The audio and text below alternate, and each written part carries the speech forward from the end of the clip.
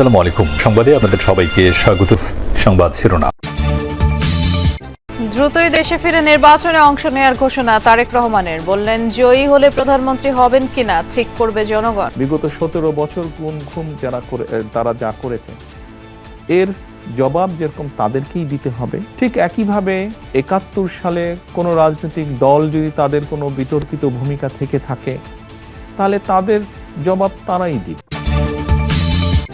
বাংলাদেশে যেই ক্ষমতায় আসুক একসঙ্গে কাজ করবে ভারত। পরীক্ষা নিরীক্ষা করছে শেখ হাসিনাকে ফেরত দেওয়ার অনুরোধ জানালেন Vikram Misri. Forward to the earliest possible elections in Bangladesh, free, fair, participatory and inclusive elections, and we remain ready to deal with any government. আয়নার মতো স্বচ্ছ নির্বাচন আয়োজনে ইসিকে আস্থা অর্জনের পরামর্শ। লেভেল প্লেইং ফিল্ড ও এআই এর অপব্যবহার রোধে সহায়তা চাইলেন সিইসি। বিদেশি শক্তির সহায়তায় ক্ষমতায় যেতে চায় না জামায়াত, মন্তব্য গোলাম পরোয়ারের। এনসিপিকে শাপলা প্রতীক না দেয়ায় ক্ষোভ সার্জিসের। শেখ হাসিনার পরিবার সহ 11 শিল্প গ্রুপের পাচার করা অর্থ ফেরানোর উদ্যোগ কেন্দ্রীয় ব্যাংকের। এ সপ্তাহে ট্রাইব্যুনালে জমা পড়বে কয়েকটি গুম মামলার তদন্ত প্রতিবেদন। নানা নাটকীয়তা আর বিতর্ক পেরিয়ে অবশেষে হলো বিসিবি নির্বাচন। প্রত্যাশিতভাবেই পরিচালক পদে জয় বুলবুল ফারুক ফাহিমের। কিছুক্ষণ পর ঘোষণা নতুন সভাপতির। দ্রুতই দেশে ফিরে নির্বাচনে অংশ নেওয়ার ঘোষণা দিয়েছেন বিএনপির ভারপ্রাপ্ত চেয়ারম্যান তারেক রহমান। বলেছেন, প্রধানমন্ত্রী হিসেবে দায়িত্ব পালন করবেন কিনা তার সিদ্ধান্ত নেবে দল ও দেশের জনগণ। গুম, খুন, হত্যার জন্য দায়ীদের বিচারের দাবি জানিয়ে বিএনপির ভারপ্রাপ্ত চেয়ারম্যান বলেছেন, দল হিসেবে অন্যায় করলে দেশের আইন অনুযায়ী আওয়ামী লীগেরও বিচার হবে। তারেক রহমান বলেন, 71-এ কোনো রাজনৈতিক দলের বিতর্কিত ভূমিকা থাকলে তার জবাব তারাই দেবে। বিবিসি বাংলাকে দেয়া সাক্ষাৎকারে বিএনপির ভারপ্রাপ্ত চেয়ারম্যান এসব কথা বলেন। প্রায় 17 বছর নির্বাসিত জীবনে বিএনপির ভারপ্রাপ্ত চেয়ারম্যান তারেক রহমান 2008-এর নির্বাচনের পর সরাসরি গণমাধ্যমের মুখোমুখি হওয়া হয়ে ওঠেনি আর। পরিবর্তিত পরিস্থিতিতে দীর্ঘ বিরতি শেষে প্রথম আনুষ্ঠানিক এবং ভার্চুয়াল সাক্ষাৎকার দিলেন বিএনপির ভারপ্রাপ্ত চেয়ারম্যান তারেক রহমান। ফিজিক্যালি হয়তো আমি এই দেশে আছি, বাট মন মানসিকতা সবকিছু মিলিয়ে তো আমি গত 17 বছর ধরে বাংলাদেশেই রয়ে গিয়েছি। বিবিসি বাংলাকে দেয়া সেই সাক্ষাৎকারের প্রথম পর্বে উঠে আসে অতীত, বর্তমান আর ভবিষ্যতের রাজনীতি প্রসঙ্গ। নেতাকর্মী থেকে শুরু করে দেশের জনগণের বহুল আকাঙ্ক্ষিত দেশে ফেরা ঘিরে জমা প্রশ্নের জবাব দেন তারেক রহমান। উড়িয়ে দেননি নিজের নিরাপত্তা সংক্রান্ত শঙ্কার কথাও। কিছু সঙ্গত কারণে হয়তো ফিরাটা হয়ে ওঠেনি এখনো, তবে সময় তো চলে এসছে মনে হয়। ইনশাল্লাহ দ্রুতই ফিরে আসব। জনগণের সম্পৃক্ত এরকম একটি নির্বাচন হবে, সেখানে তো অবশ্যই আমি নিজেকে দূরে থাকতে পারবো না, আমাকে আসতেই হবে। স্বাভাবিকভাবেই মাঠেই ইনশাল্লাহ থাকবো আমি। আপনি নির্বাচনে অংশ নিচ্ছেন তাহলে? জি, ইনশাল্লাহ। জুলাই অভ্যুত্থানের শুরু থেকে শেষ অবধি নানাভাবে যুক্ত ছিলেন বিএনপির ভারপ্রাপ্ত চেয়ারম্যান।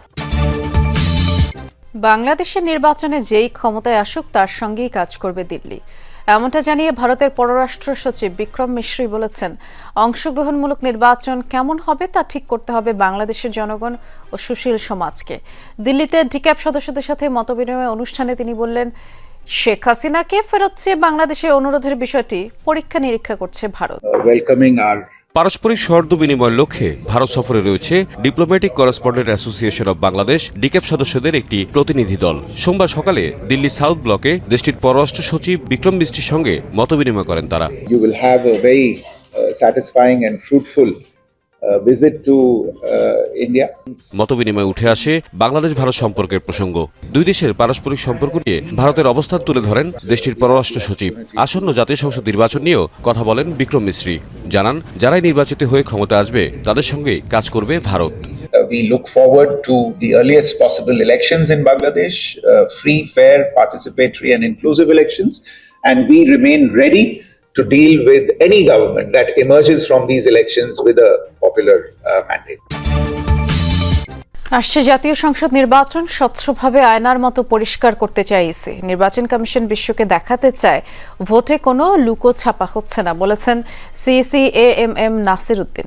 ইলেকট্রনিক মিডিয়ার প্রতিনিধিদের সাথে বৈঠকে তিনি জানিয়েছেন, নির্বাচনে এআই, অপতথ্য আর ভুল তথ্য মোকাবেলা করা কমিশনের জন্য বড় চ্যালেঞ্জ হবে। গণমাধ্যমের কাজের পরিধি সীমিত না করে স্বাধীনভাবে কাজ করতে দিলে তথ্য প্রযুক্তির অপব্যবহার, প্রপাগান্ডা ও গুজব অনেকটাই ঠেকানো যাবে বলে মত দেন গণমাধ্যম প্রতিনিধিরা। সুষ্ঠু ও অংশগ্রহণমূলক নির্বাচন আয়োজনে সুশীল সমাজ, শিক্ষাবিদ, গণমাধ্যম, রাজনৈতিক দলগুলোর সাথে সংলাপ শুরু করেছে নির্বাচন কমিশন।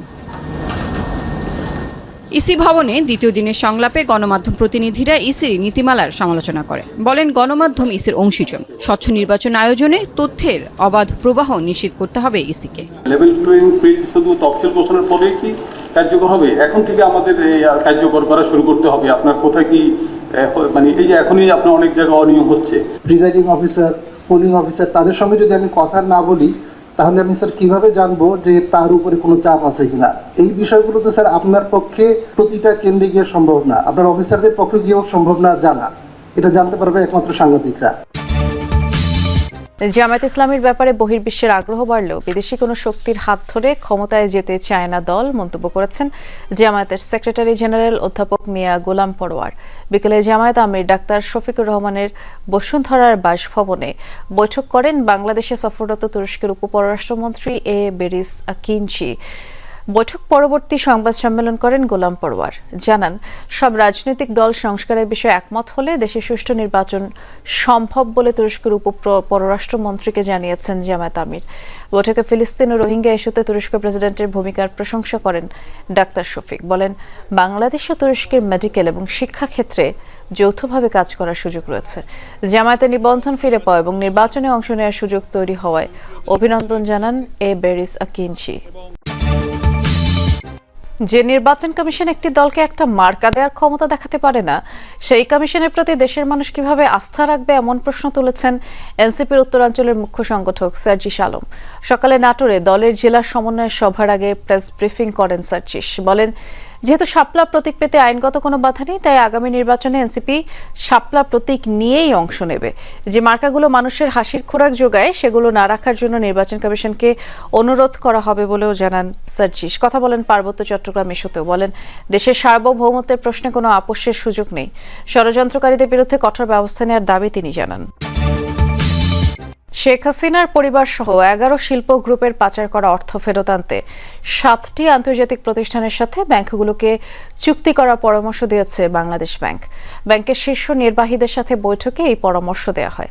পাচারকৃত অর্থ উদ্ধারে গঠিত টাস্ক ফোর্স ব্যাংকগুলোর সাথে সমন্বয় করবে। পতিত শেখ হাসিনা সরকারের শাসনামলে সবচেয়ে বেশি অনিয়ম হয়েছে ব্যাংকিং খাতে। ঋণের নামে বের করে নেওয়া হয়েছে হাজার হাজার কোটি টাকা, বড় অংশই পাচার করা হয়েছে, যার পরিমাণ 2 লাখ কোটি টাকারও বেশি। শেখ হাসিনার পরিবার ছাড়াও আরামিট, বেক্সিমকো, নাসা, জেমকন সহ অন্তত 11টি বড় শিল্প গ্রুপ এসব অর্থ পাচারে জড়িত বলে অভিযোগ রয়েছে। পাচারকৃত অর্থ উদ্ধারে শুরু থেকেই তৎপর অন্তর্বর্তী সরকার এবং বাংলাদেশ ব্যাংক। এরই অংশ হিসেবে ব্যাংকগুলোর সাথে বৈঠক করে কেন্দ্রীয় ব্যাংক। অর্থ ফেরাতে আন্তর্জাতিক প্রতিষ্ঠানের সাথে চুক্তি করার পরামর্শ দেওয়া হয় বৈঠকে। যেসব ঋণ গ্রহীতারা বিদেশে টাকা পাচার করেছে তাদের সম্পর্কে কি ব্যবস্থা নেওয়া যাবে এইটা আলোচনা।